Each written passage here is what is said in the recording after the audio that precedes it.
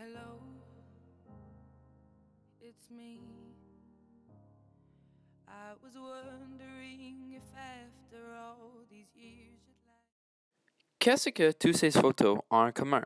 Si vous ne savez pas, la réponse est qu'ils sont tous des exemples de les dommages environnementaux et structurels à cause des pluies acides. Cette photo démontre le processus de la création des pluies acides. Les émissions de dioxyde de soufre et oxyde de nitrate sont relâchées en l'atmosphère, puis se mélangent avec l'eau dans les nuages. Ceci baisse le pH de l'eau en les nuages car le dioxyde de soufre et oxyde de nitrate deviennent en forme acide et quand les nuages laissent tomber la pluie, c'est en forme de l'acide. Alors, pourquoi est-ce que ces composés sont émettés en notre atmosphère s'ils causent tellement de dommages à notre environnement? Les combustibles fossiles sont la première source d'énergie du monde depuis la révolution industrielle en le 18e siècle. Ils sont les matières organiques en la Terre qui étaient exposées à de forces immenses et les températures extrêmement chaudes depuis des milliards d'années. Ils sont une source d'énergie non renouvelable.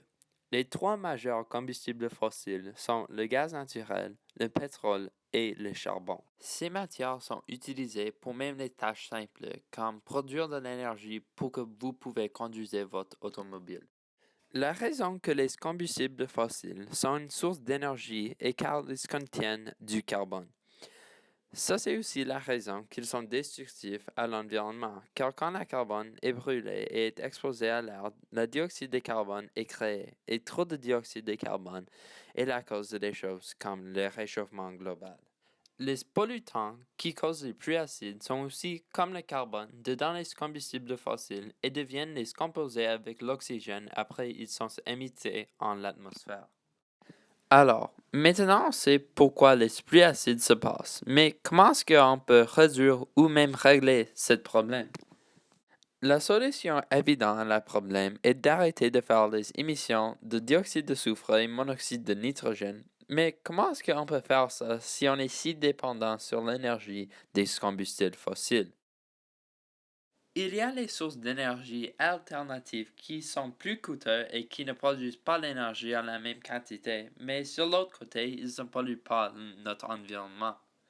Mais est-ce qu'on va changer, comme une société, à changer notre mode de vie et la façon qu'on produit ces choses pour en préserver la santé de notre atmosphère et conséquemment, comme résultat, la santé de nous-mêmes?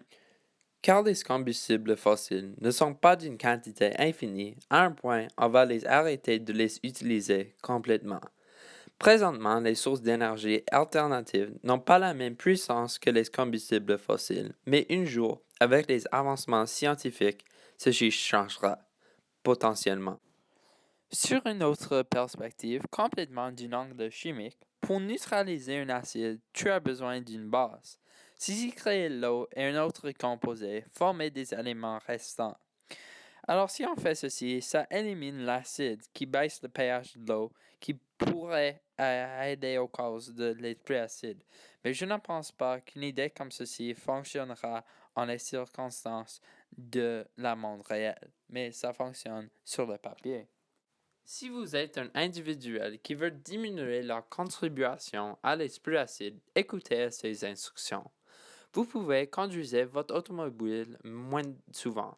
Ceci diminue le montant de monoxyde de nitrogène qui est émis en l'atmosphère.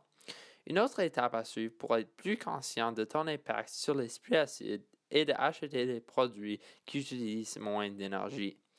De rappeler d'éteindre les lumières après vous êtes fini en chambre et de limiter votre usage de la climatisation. Merci pour écouter à mon vidéo.